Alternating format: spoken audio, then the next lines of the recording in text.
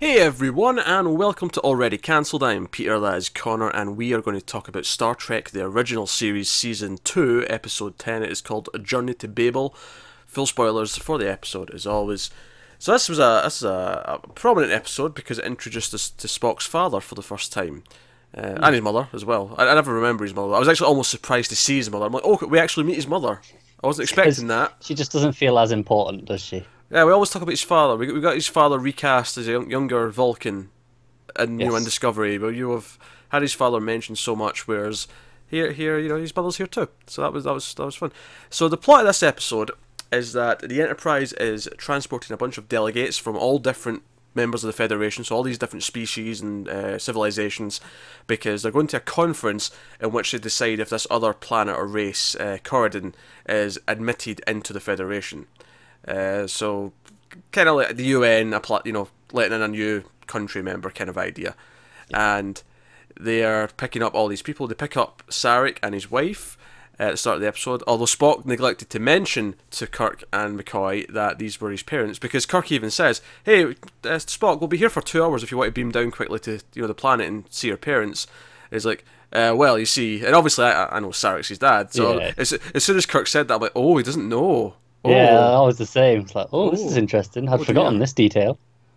So that was a fun moment. That leads into the titles, and obviously the big thing that sort of twists and turns is that not only is there a mysterious vessel outside the ship, which obviously, so we have a bit of that, what's this ship in front of us? It's weird, it's moving faster than we expect. What's happening?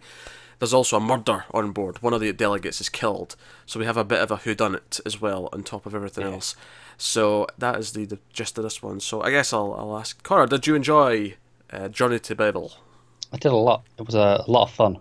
And you had Bones as the MVP, so You had Bones down. questioning Spock's mother about what he was like as a kid, which brought up the teddy bear, the living teddy bear with yes. fangs. Even before that, right from the very start of the episode, where he's trying to do the salute, and he's like, ah, no, forget it. And then the great thing is when they all walk in and do it, he kind of half lifts his hand, looks down at it, and then shakes his head. He's like, nah. Off to the side. He's like, nah, forget it. Yeah, it's not worth it. I'm just going to look like an idiot. Yeah, that's his whole thing. Yeah, I thought it was a good episode. I think this is probably one of the better ones we've had in the last, since the Doomsday Machine. That was the first really amazing one this season. This is probably ranked, probably not quite as good as that one, but closest to it. Yeah. It's a great episode. It's nice because we've had a few sort of mixed ones recently. Not terrible episodes, but not great episodes either.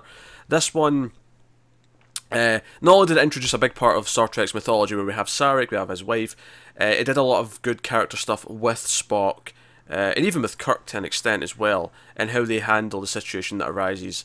It's all about Spock. Like, is he more Vulcan than human? Is he more human than he lets on? And his mother seems to think so. His mother is kind of prodding at that throughout the episode. So, Yeah, she's very insistent, isn't she? yeah, so it was a good character piece for Spock once again, and by extension Kirk, with how Kirk deals with things, because McCoy's just livid. McCoy's livid that Kirk gets injured. Kirk gets attacked by the assassin. And by the way, one of the more impressive fight scenes that this show has had, because it was mostly one shot, and it was Shatner in the shot the whole time. Now, it wasn't a super in-depth fight, but it did go on for a little while. It was like a good It was noticeable that it was him doing it. Yeah, and it was a long take. It wasn't until the final blow where it cut to another shot. But he gets injured, and he's in medbay.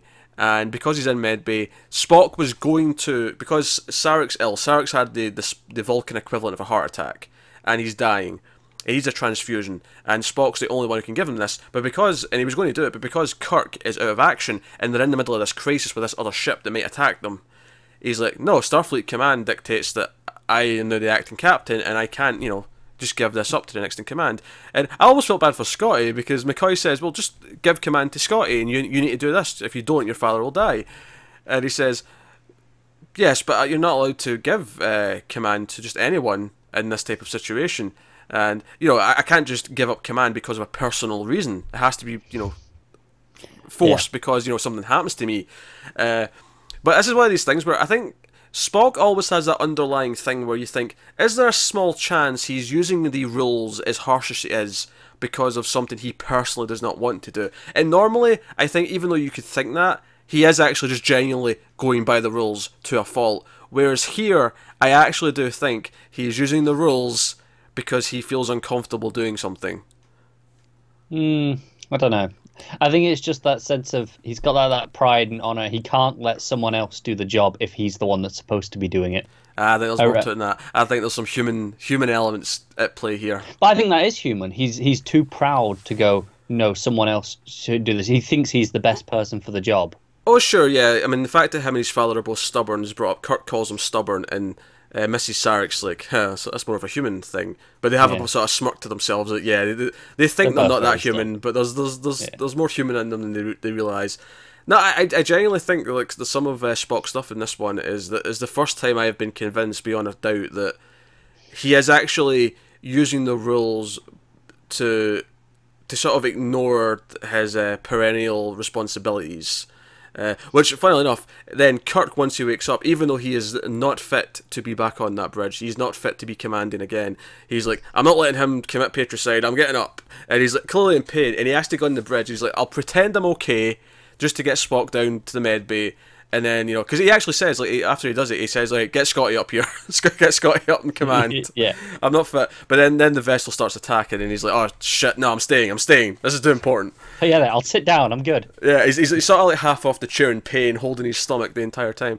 But no, when he comes up, he sort of does that thing where he's like, hey, Spock, I'm fine, yeah, go on down to med bay. And he gives a little smile to show that, he's same old, jokey Kirk.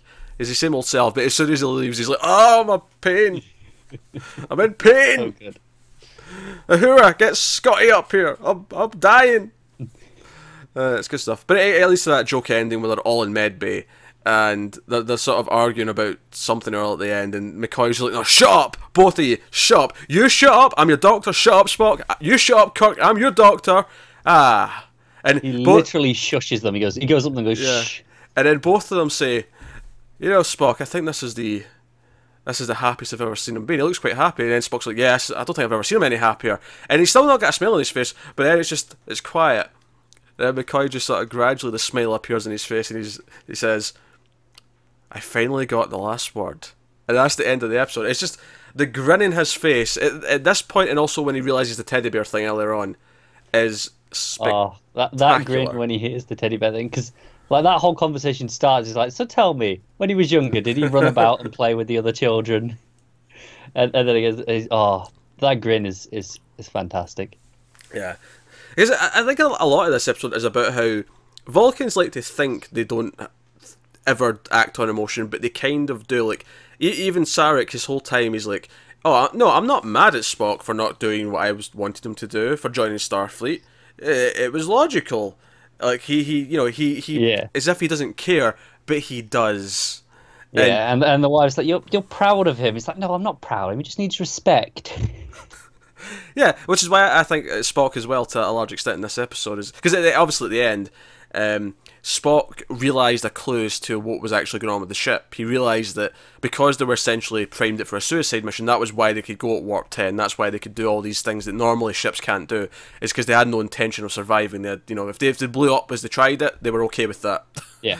But he's like, actually, I should have realised that earlier. I don't know why I did. And Kirk's like, well, maybe you had something on your mind. It's like, that's illogical. But no, he did, because he actually did care that his father was dying, as much as he didn't want to admit it. And that's why I think throwing himself into command was his way of saying, no, I am still Vulcan, I don't care about this, because this is logical. Okay. I think he's hiding it. I think he's scared to admit that he's more human than he lets on, because even his mother thinks that, and his mother gives him a slap. See, I don't know still, because like as soon as McCoy brings it up, he's like, yeah, I should be the guy. Yeah, I should donate my blood. Yeah, whatever. Like, as soon as it's an option, he's like, yep, this makes sense. I'll do this. Yeah, because it's logical. He's got no way out of it. But as soon as he has an option, as soon as he has an avenue to prove that he is more logical again, he does. I really think it's just more the pride angle that comes through, and I think it plays into the idea that he thinks he's the best man for the job. I think this plays into it thematically with Sarek as well, because it tells us Sarek was retired. He came out of retirement for this because he thought he was the best person to do it. Okay. I could see. I was thinking we're full of it, and that's an okay little bit of evidence. I'll give you that one. Yeah. You know, it links between them. I'll give you. I still think I'm right, but like, I think this one you could take either way at this point. Yeah. That's just kind of why, because I think a big part of Star Trek's appeal to me, you know, beyond the stars and the trekking, like a big part, at least the original series, is like Spock's humanity and how it kind of grows and it becomes more apparent as it goes on. And I think for me this was a big step in that journey. The fact that Kirk even says to his mother, "Oh, he's my friend. He's my best officer. He's my friend," and she's like, "Oh, I'm glad he's got a friend." Almost like he's never had one. I think what's interesting is, you know, we're taking that moment in complete opposite ways, but ultimately the result is the same. It's both. It's in the idea that it's something human that's driving his motivation, regardless of which way it goes. No, that's fair. Sure. Yeah, that's a complete sense. Yeah, I think a big part of him is denying that he's like, you know, he likes to pretend that he's not human at all. Because it's funny, because his mother, for the first time, actually says to him in this episode, "You're not really human, and you're also not really Vulcan. You're you know, to Vulcans, you're not really a Vulcan." And it's funny to hear that, because to us, he has always been the Vulcan. It's like, because we are human beings, and because he's the one who's different. No, he's the Vulcan. He's so weird compared to everyone else, especially to us as an audience, because, you know, we don't have any of this at all. This is just a species that doesn't exist. So he is the weird one. He's the one that's different. Right. But to them, they go, "Yeah, he's a bit human, isn't he?" Yeah. So I think that's kind of a fascinating thing to explore. That even to Vulcans, he's not. He's seen as kind of an outcast. And I never really considered that, you know, him joining Starfleet was also a part of that, but it kind of is to an extent. Yeah, it's in a way, it's choosing his human heritage over his Vulcan. Because, you know, he wanted to join the Vulcan Science Academy, which would have, you know, directly kind of chosen that path. But while Starfleet isn't like entirely human, but it's very much like, okay, that's the choice. You're that side of the family. You could argue that there's obviously the Federation's made up of all these different, you know, races and species and stuff, and it's not just humans. It's equally, like, I imagine Starfleet has ships that are primarily, you know, another race. Like, I can't think of any who are in the Starfleet. Right? We always meet the enemies. We never meet the ones that are in the race. Do you know what was really annoying me as well? We heard of at least 2 of them in this episode. We did. We had Pigface, which is not the name of the race, but that's what I remember. And we had the blue dude who one of them turns out to be an imposter who's the assassin. Yeah. We had Gav was the pig guy who gets killed.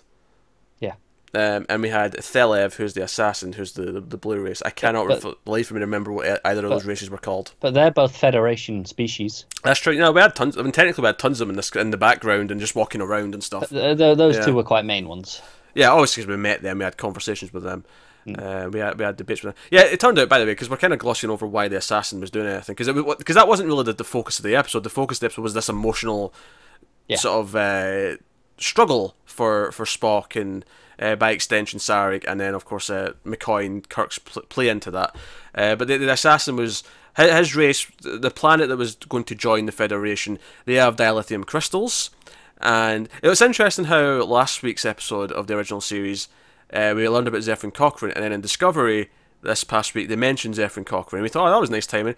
And as much as obviously dilithium crystals are always a constant thing in Star Trek, the last episode of Discovery also talked about a planet that had dilithium crystals on it. It was it was quite a big focus, wasn't it? And it was the same here. I noticed that as well. But sure enough, so because it's not a Federation, but it has a lot of these dilithium crystals, it's not regulated, and therefore there's a lot of illegal mining going on. Whereas if it's I'm not gonna lie, it sounded a bit like a protection racket. The Federation going, here, come here, we'll give you some protection, and you can give us 40%. Yeah, but is that better than the dangers of all the illegal stuff going on? Like, other people going in down a lot more That's what the mobsters say. It's regulated, they're giving jobs, and they'll probably build them a better infrastructure and give them better plumbing and whatnot. It's a lot different. I'm just saying. You've been watching too much of The Dish. You're comparing everything to what the mobsters do.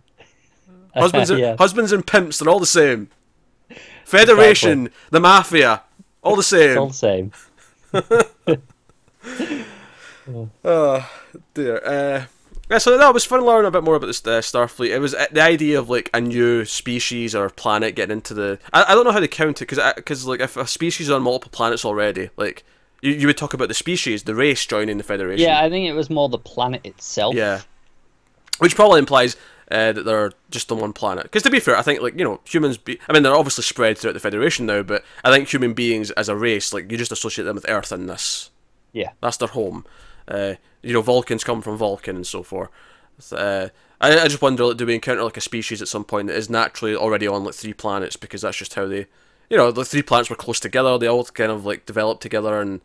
No, I see what you're saying. They've had space travel between them for so long that they're just all kind of one big pot of the same people. Yeah, I guess then you'd have to name them after the system rather than an individual planet. Or maybe that was actually a bit convoluted what I said. More likely would be just that they grew up in one planet, but there was like an empty planet right by, like if we colonized Mars. Yeah, but it had been on so long by the time that this went on that they were both equal. Yeah, it's like Earthens and Martians were just 2 sides of the same species, kind of idea. But yeah, there's lots of fun little things in here. I would say McCoy. I thought the action was quite good. Actually, there was a point early on when Sarek's arriving, and we have this sequence of the shuttle, the Galileo coming in. Yeah. I think the second one's called Columbus. I think I noticed that it was Columbus on the other one, but I could be wrong. Oh, but the Galileo comes in and lands in the dock, and it spins round. And this looks so... Because this is obviously the remastered version we were watching with all the new CG effects. And this is one where I'm like, I wonder what that looked like in the old... And obviously the Blu-ray's got the angle button. You can just switch it, and you can just see. So I actually went back for like 30 seconds and just watched that again in the old effects. I was just curious. I wanted to see what that looked like. It looked not bad, to be honest. It was, it was a model, and... arguably the space element looked a bit better, to be honest. Oh, okay. But the ship and the turntable, I think it's down to taste. It's like, do you prefer it looking tactile or do you prefer it looking sleeker? I guess. I think honestly it's up to taste. It wasn't like clearly worse or better. I think it's just down to which one do you think. Just different. They both look fake, I guess is what I'm saying. But which one do you prefer to look at? I mean, we haven't really talked about the remaster very much, but I think it's done a really good job of feeling like it's of the time. Yeah, they kept it simple, because even in the new version of this scene, it feels too clean to be realistic. Yeah, and it still feels like, okay, this could have been done. Like, it doesn't feel like it's a stretch to say that this is from that time period, even though we know it's not because it's update effects. It's mostly kind of just seemed like to keep things consistent. Yeah, honestly, the biggest thing difference for me in terms of whatever I've checked between them is that planets, when they see like a shot of a planet, they look much better in the new version, because in the last version, in the old versions, it was they look kind of just like this blobs like smog, and like whereas like the new ones look like actual planets with cloud formations and stuff, whereas before it was almost like someone had gotten some like pastels, pastels, and just sort of coloured in a circle. So those have improved quite a bit, but the ship's kind of oddly still so smooth and kind of, it's almost like the difference between like a cutscene from, FMV cutscene from an old video game versus one that's now. There's just simple things like the camera's still very static. It's not doing a lot of fancy movements or anything like that. Whereas now you watch a scene in Discovery, like forgetting the actual quality of like how good the CG looks, you'll have it spinning into the ship and like all sorts of crazy moves and all those kind of things. That's not. We're not criticizing the effects here. I watched that new effect and I was legitimately curious. How did that look with their 60s effects? Because it's a bit more intricate in that the ship's actually coming inside the ship and then like spinning around and. It's doing something rather than just moving side to side. Exactly, yeah. So I was curious as to what that looked like in the old one, and yeah, pretty decent, honestly. That's cool. But yeah, no. So yeah, that was a solid episode. Like I say, good character piece for Spock, definitely. Sarek, who we know is obviously going to be, around. Correct me if I'm wrong. The guy playing Sarek, he was the Romulan, right? That first Romulan. He looked like him. I'm going to check. You're right. He looked a lot like him. It was like, I'm sure it's him. But it's been a while since I've watched it now, so. Yeah. He's in a lot of the movies, actually. I'm just... he's known for, like, at least 3 of the original, series movies are all get him in it. Possibly more. But I'm scrolling down. Let's get to the 60s. Where are we? Where are we?